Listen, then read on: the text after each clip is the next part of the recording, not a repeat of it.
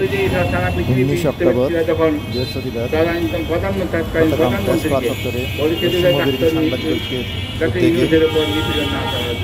সাগরুন সমর্থন না করে মামলার মূল আসামিদের গ্রেপ্তার ও বিচারের দাবিতে এক মানববন্ধনের আয়োজন করা হয়। উক্ত মানববন্ধনে চট্টগ্রাম জেলায় কর্মরত বিভিন্ন প্রতিষ্ঠানে কর্মরত সাংবাদিকরা আমাদের দেশের সংবিধানের অনুচ্ছেদ 25 আছে, বিশ্বের যেখানে নিপীড়িত মানুষ তাদের অধিকারের জন্য সংগ্রাম করবে, স্বাধীনভাবে বাঁচার জন্য, সুন্দরভাবে বাঁচার জন্য সংগ্রাম করবে, সেখানে আমাদের সমর্থন থাকবে দেশের নাগরিক হিসেবে। আমাদের সংবিধানের সন্নিবেশিত আছে। কিন্তু আমাদের দেশের মানুষ একটা নোবেল বিজয়ী সারা বিশ্বব্যাপী যাকে দিলে তার উপর যে একটা নির্যাতন হলো, জুলুম হলো, এটার প্রতিবাদ না করে বরং আমাদের সম্পাদকরা এটা উস্কিয়ে দিয়েছে। কিন্তু সেগুলোর কোনো জবাব আমরা পাচ্ছি না। আমাদেরকে অনেকে জিজ্ঞাসা করে ভাই আপনাদের প্রস্তাব কি এখনো খুলে নাই, তখন আমরা বলতে পারি না যে এসে খুলেছিল। কেউ জিজ্ঞাসা করে আপনাদের এখানে কি জুয়া খেলা হয়, আমরা বলতে পারি না ভাই এখানে জুয়া খেলা হয়। কেউ বলতে পারে না আপনারা কেন প্রস্তাবের সদস্য হন নাই, সেগুলোর কোনো জবাব আমাদের হাতে নাই।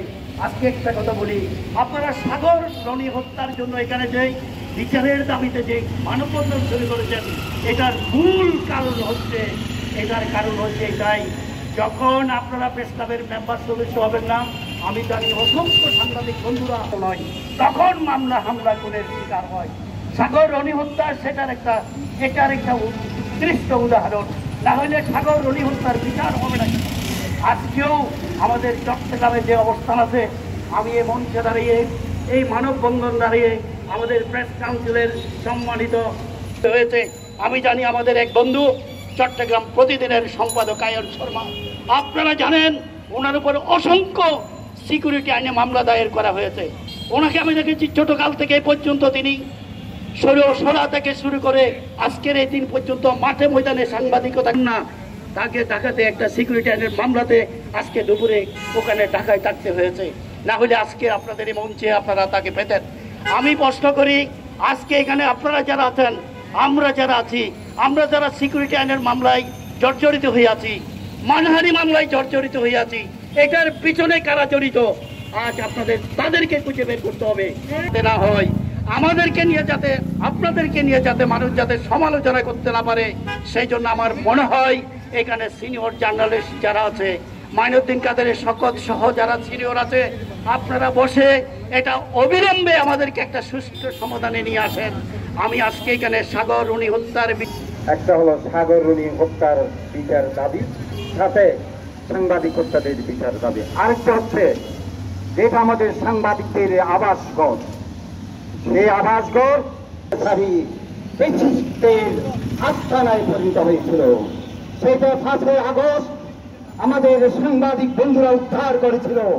কিন্তু যিনি আমাদের সাংবাদিক নেতা, যিনি সবসময় সত্য এবং সাহসের সাথে কথা বলতেন, তাকে যদি আজকে ফেরা যেত, তিনি আমাদের নেতা, তিনি আজকে থাকতেন, তাহলে আমরা কথাগুলো বললে তিনি বুঝতে পারতেন সাংবাদিকদের দুঃখ কোথায়। আমরা 5 আগস্ট মুক্ত করার পর থেকে আজকে প্রেস ক্লাব বন্ধ কেন, সেই কথাটি কেউ বলেননি। সেটা বন্ধ আছে। আমরা যারা প্রকৃত সাংবাদিক, যারা মাঠে ময়দানে থাকে, তারা কখনো প্রেস ক্লাবে থাকতে পারে নাই। সেখানে যারা ছিল তারা হলো স্বৈরাচারের দোষক, তাদেরকে লালন করেছে, তাদেরকে টাকা দিয়ে পুষেছে। তারা বড় বড় মাফিয়াদের কাছে গিয়ে ধর্ণা দিয়ে এই প্রেস ক্লাবকে বিক্রি করেছে। আমরা সেই কাজ করতে পারি নাই।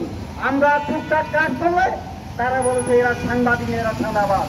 আর আপনারা প্রতিটা অভাব করছে, তারা চাঁদাবাজ না, তারা ভালো মানুষ। তারা আমাদেরকে বোঝাতে চায়।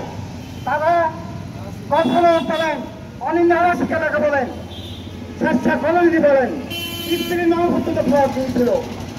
তারা চাঁদাবাজ না। আমরা যারা টুকটাক